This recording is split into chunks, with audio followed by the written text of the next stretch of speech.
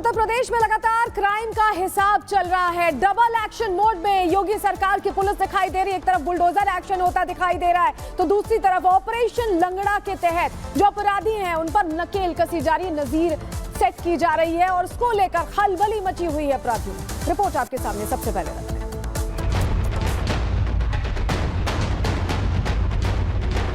एक एक करके माफिया कहां चले गए ये भी आप सब जान रहे हैं। वे सभी गायब हो गए और जो बचे हैं वे भी अपनी अंतिम यात्रा की तैयारी कर रहे होंगे। यूपी के सीएम योगी आदित्यनाथ का मैसेज तगड़ा। बदमाश अपराध छोड़ दें, नहीं तो होगा ऑपरेशन लंगड़ा। ये ऑपरेशन लंगड़ा अपराधियों के खिलाफ है और इस ऑपरेशन लंगड़ा में या तो अपराधी लंगड़ाते हुए जेल की सलाखों के पीछे जाता है और अगर पुलिस टीम पर हमला करने की कोशिश करता है तो सीधे उसके ऊपर की टिकट कटती है। यूपी में देर रात पुलिस ने ऑपरेशन लंगड़ा चलाया तो बदमाशों की शामत आ गई। केस नंबर 1, जगह झांसी। झांसी के डिकोली गांव में देर रात जब पुलिस ने बदमाश का पीछा किया और उसे सरेंडर करने को कहा तो बदमाश ने सबसे बड़ी गलती कर दी। गलती योगीराज में पुलिस पर फायरिंग करने की।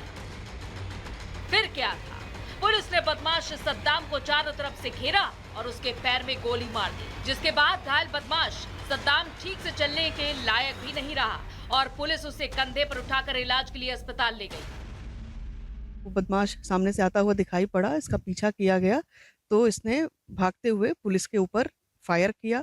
सेल्फ डिफेंस में पुलिस के द्वारा जो फायर किया गया वो इस बदमाश के दाहिने पैर में लगा है।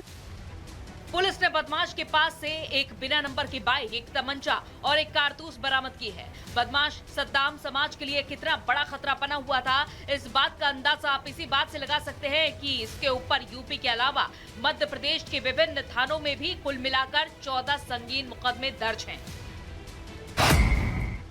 ऑपरेशन लंगड़ा केस नंबर 2, जगह बुलंदशहर यूपी। देर रात बुलंदशहर पुलिस की भी 3 शातिर बदमाशों से मुठभेड़ हुई और गोली लगने से शातिर बदमाश महेंद्र घायल हो गया, जबकि पुलिस ने 2 फरार बदमाश वीरेंद्र और ऋषिपाल को गिरफ्तार कर लिया। 3 बाइक सवार व्यक्ति को पुलिस के द्वारा रुकने का इशारा किया गया। इस पर उक्त व्यक्तियों के द्वारा भागने का प्रयास किया गया एवं पुलिस पार्टी के ऊपर फायरिंग की गई। आत्मरक्षा पुलिस के द्वारा जवाबी फायरिंग में एक बदमाश घायल हो गया है। ये 2 ऑपरेशन तो सिर्फ बानगी है। तकरीबन हर रोज यूपी पुलिस ऐसे एक्शन को अंजाम दे रही है। पुलिस की भाषा में ये बदमाशों के खिलाफ मुठभेड़ है, लेकिन समाजवादी पार्टी के मुखिया अखिलेश यादव ने इसे नया नाम दिया है। ऑपरेशन लंगड़ा का यूपी के बदमाशों में इतना खौफ तगड़ा है कि बदमाश रह रहकर अब रहम की गुहार लगा रहे हैं। कह रहे हैं कि बख्श दो, हम अपराध छोड़ देंगे।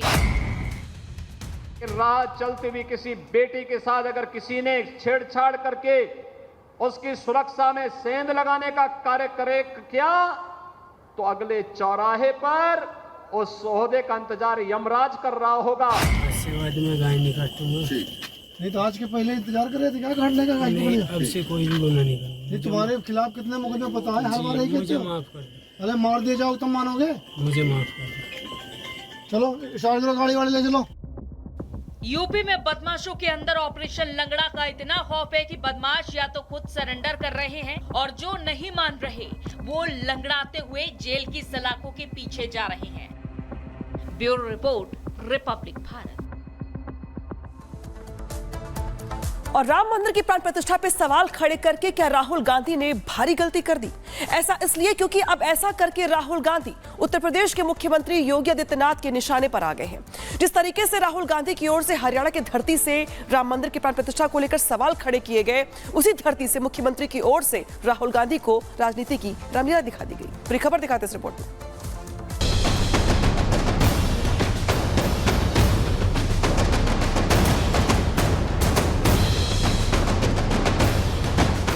कहते हैं कि अयोध्या में जब रामलला का मंदिर का उद्घाटन हो रहा था तो वहां पे नाच गाना चल रहा था। अरे जिंदगी भर तो यही तुम्हारा खानदान करता रहा। अयोध्या में रामलला की प्राण प्रतिष्ठा समारोह में कांग्रेस नेता राहुल गांधी के विवादित बयान के बाद सियासी घमासान छिड़ा है। रामलला और राम मंदिर पर कोई सवाल उठाए और राम भक्त योगी आदित्यनाथ उसे जवाब न दें, ये कैसे हो सकता है? राहुल गांधी ने हिसार की चुनावी सभा में रामलला के प्राण प्रतिष्ठा कार्यक्रम को लेकर कहा था कि वहां बस नाच गाना हो रहा था। अमिताभ बच्चन को बुला लिया, अदानी को बुला लिया, अंबानी को बुला लिया, किसी एक मजदूर को नहीं आने दिया। आपने किसी बढ़ई को देखा, किसान को देखा, मजदूर को देखा? कोई नहीं। डांस गाना चल रहा है, प्रेस वाले हाय हाय हाय कर रहे हैं, नाच गाना चल रहा है, डांस चल रहा है। ये रियलिटी है आपकी। राहुल गांधी को जवाब देने के लिए सीएम योगी ने भी हिसार का मैदान चुना और फिर एक के बाद एक इतने शब्द बाण दागे कि कांग्रेस और राहुल की बोलते बंद हो गई। वे कहते हैं कि अयोध्या में जब रामलला का मंदिर का उद्घाटन हो रहा था तो वहां पे नाच गाना चल रहा था। अरे जिंदगी भर तो यही तुम्हारा खानदान करता रहा। अयोध्या में राम मंदिर के निर्माण में योगी आदित्यनाथ की अहम भूमिका रही है। यही कारण है कि जब भी कोई राम या राम मंदिर पर सवाल उठाता है तो राम भक्त योगी खुद को रोक नहीं पाते। कल हिसार में उन्होंने राम विरोधियों को सख्त संदेश दे डाला। माना जा रहा है कि चुनावी सभा में सियासी रामलीला दिखाकर सीएम योगी ने चुनावी रुख बीजेपी की तरफ मोड़ दिया है। Bureau report, Republic Bharat. तो योगी आदित्यनाथ ने जिस तरह से राहुल गांधी पर वार किया है, केंद्रीय मंत्री गिरिराज सिंह अब समर्थन में खड़े हो गए हैं और कह रहे हैं कि राहुल गांधी अपना मानसिक संतुलन खो बैठे। सुनिए जरा। या तो राहुल गांधी का दिमागी दिवालियापन है या उनको का फोबिया हो गया या कोई उनको समझा दिया है कि ये बोलते रहोगे तो मोदी के ऊपर आपका मोदी हो जाएगी। तो ये गलतफहमी में है जिस राहुल गांधी का परिवार ने 50 साल तक भारत को लूटा। दादी जी से लेके एक से एक कांड होते रहा 2G तक, दादी जी से 2G तक, जीप घोटाला से लेकर के बोफोर्स घोटाला तक। वो इस ढंग की बातें करते हैं जो भारत को गाली देते भारत के बाहर जाकर के। क्या राइट है? ठीक ही तो कहा योगी जी ने। इनकी संस्कृति में नाच गान है, इसीलिए भारत में प्रभु श्री राम को भी गाली देते हैं। इनका एक स्वभाव सा बन गया है राहुल गांधी का। खुद नचनिया गगनिया है। इनकी संस्कृति क्या है?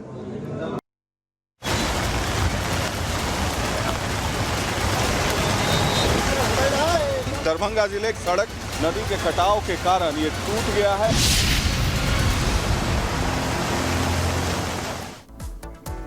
और मूसलाधार बारिश परेशानी का सबब बनी हुई है। आपको बता दें कि बिहार के 13 जिलों में अलर्ट जारी किया गया है क्योंकि बाढ़ का खतरा वहां पर मंडरा रहा है अलग अलग 13 जिलों में। और वहां पे बता दें आपको कि कई घर ऐसे हैं जिनमें पानी घुस गया है। रेस्क्यू ऑपरेशन जो